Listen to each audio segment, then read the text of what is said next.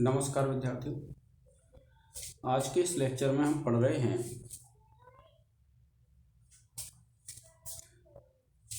सांख्य दर्शन का पुरुष। जो सांख्य दर्शन है उसमें जो पुरुष है और जो प्रकृति है और विकृति है, इन सब के ज्ञान से जो पुरुष है वह 3 दुखों से मुक्ति पा सकता है। 3 दुख होते हैं, आध्यात्मिक, आधिदैविक और आदि भौतिक। तो इसमें ये बताया, देखिए कि पुरुष की जो सत्ता है वो क्या है, अनुमान प्रमाण से सिद्ध होती है। जो सांख्य दर्शन है उसने अपने जो तत्व हैं उनकी जो सिद्धि की है वो किससे की है, अनुमान प्रमाण से। देखिए ये कारिका है कि संघात परार्थवात त्रिगुणादि विपर्याद अधिष्ठानात् पुरुषोस्ति भोक्ति भावात् कैवल्यार्थम प्रवृत्तिश्च। कि संघात परार्थत्व, संघात जो पहला हेतु दिया, क्या दिया, संघात।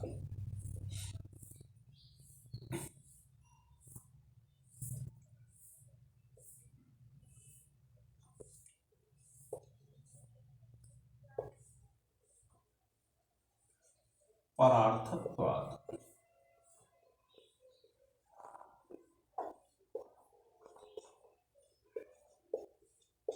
ये है विद्यार्थी। संघात कहते हैं हम वस्तु समूह।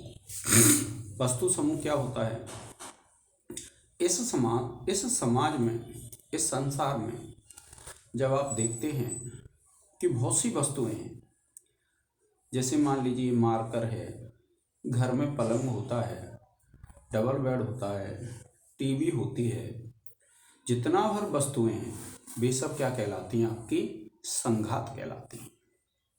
जितनी भर वस्तुएं हैं, जैसे मान लीजिए आप कार ले लीजिए, मोटरसाइकिल ले लीजिए, कुछ भी है, ये सब वस्तुएं क्या होती हैं, संघात कहलाती हैं।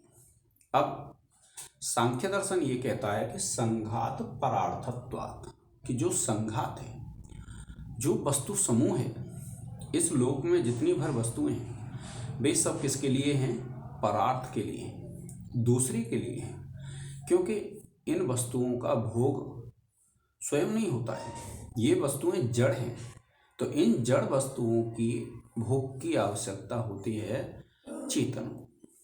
तो इन जड़ वस्तुओं का जो भोग करता है वह कौन करता है, चेतन करता है। और चेतन क्या है, पुरुष है।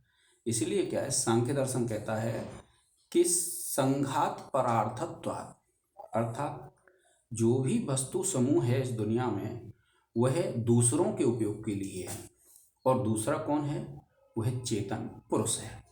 यह अनुमान प्रमाण से सिद्ध हो जाता है कि जो दूसरा है, जो इन संघात को भोगेगा, वो क्या होता है, पुरुष होता है। तो ये अनुमान से सांख्य दर्शन सिद्ध करता है कि जितनी भर इस संसार में वस्तुएं हैं जो जड़ हैं, जो अपना भोग स्वयं नहीं करती हैं, तो वे किसी दूसरे के भोग के लिए होती हैं, और वो दूसरे का भोग कौन है, वो है पुरुष है।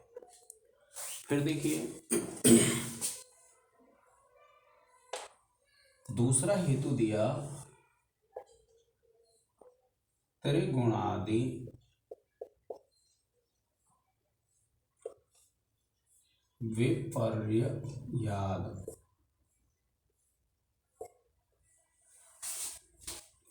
क्या दिया, त्रिगुणादि विपर्ययाद। 3 गुण होते हैं, आपने पढ़े हैं, कौन से, सत, रज और तम। ये 3 गुण हैं, और ये तीनों जो गुण हैं वो किस में पाए जाते हैं, प्रकृति में पाए जाते हैं।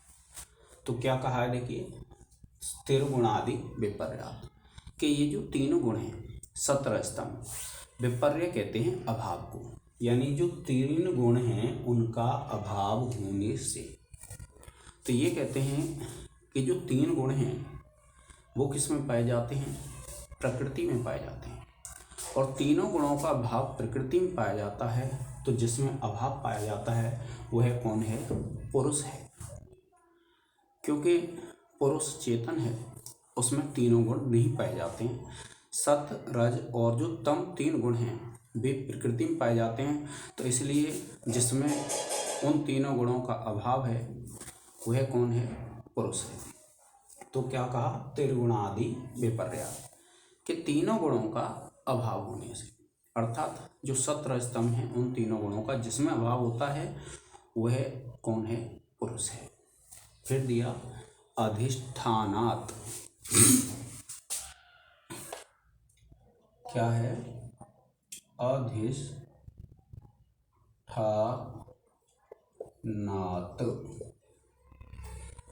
अधिष्ठाता कहते हैं विद्यार्थियों प्रेरक को।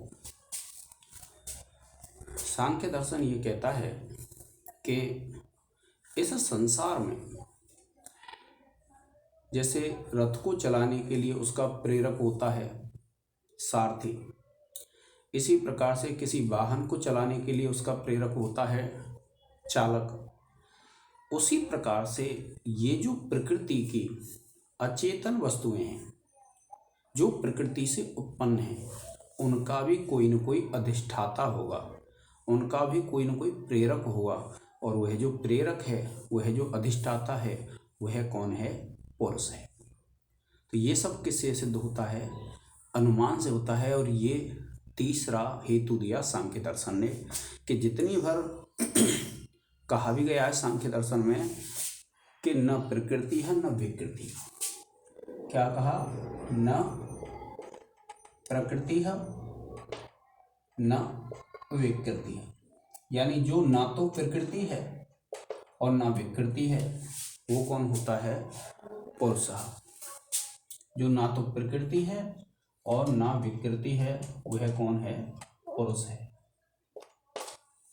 न प्रकृति है न विकृति है, यानी जो ना प्रकृति है ना विकृति। तो जो प्रकृति और विकृति से भिन्न जो उस प्रकृति का प्रेरक है, प्रकृति को जो चलाने वाला है, वह कौन है? पुरुष है। ये दिया हुआ पुरुषोस्ति, पुरुष है। फिर उसके बाद देखिए आगे का जो हेतु दिया पुरुष की सिद्धि के लिए, क्या दिया? पुरुष की सिद्धि के लिए आगे का हेतु दिया है भोक्तृभावात्। भोक्तृभावात्, भोक्ता किसको बोलते हैं? जो दूसरी वस्तुओं का भोग करता है। कि इस संसार में जितनी भर वस्तुएं हैं वे सब वस्तुएं कैसी हैं? जड़ हैं। और जड़ वस्तु हैं उनका कोई न कोई भोक्ता होता है, उनको भोगने वाला होता है। कोई न कोई व्यक्ति ऐसा होता है जो उसको अपने उपयोग में लेता है, भोगता है। तो भोक्ता का भाव किस में होगा? चेतन में होगा, क्योंकि ये वस्तुएं कैसी हैं? जड़ हैं, अचेतन हैं। और प्रकृति का स्वभाव भी क्या है? प्रकृति का जो गुण है वो क्या है? अचेतन, जड़। तो इन जड़ वस्तुओं का कोई न कोई भोक्ता होगा, और वह जो भोक्ता है वह कौन है? पुरुष है। फिर देखिए क्या कहते हैं, अगला जो हेतु दिया इसमें कैवल्यार्थम प्रवृत्तेश्च। कैवल्यार्थम प्रवृत्तेश्च। कैवल्य कहते हैं मुक्ति को, अर्थात जब व्यक्ति मुक्त हो जाए, अर्थात मोक्ष में जो प्रवृत्ति होती है उसको क्या कहते हैं? हम कैवल्य कहते हैं। मोक्ष में प्रवृत्ति कैसे? कि जो 3 दुख होते हैं इस संसार में, और 3 दुख कौन से होते हैं? आदि दैविक, आदि भौतिक और आध्यात्मिक। इन 3 दुखों से आत्यांतिक और एकांतिक जब मुक्ति मिल जाती है तो उसको कहते हैं हम मोक्ष। यानी इन 3 दुखों से निश्चित रूप से और हमेशा के लिए अगर मुक्ति मिल जाएगी तो वह कहलाता है आपका मोक्ष। तो जो जड़ वस्तुएं हैं प्रकृति है, विकृति है, वे जड़ हैं। तो जड़ की तो प्रवृत्ति होगी नहीं मोक्ष के लिए, तो किसकी प्रवृत्ति होगी मोक्ष के लिए? मोक्ष के लिए प्रवृत्ति होगी चेतन की। तो वह जो चेतन है वह कौन है? पुरुष है।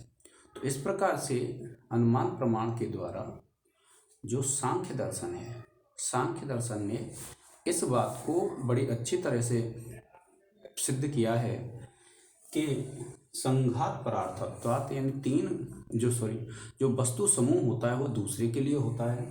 त्रिगुणादि विपर्यात, जिसमें तीनों गुणों का अभाव होता है। अधिष्ठानात्, जो प्रेरक है।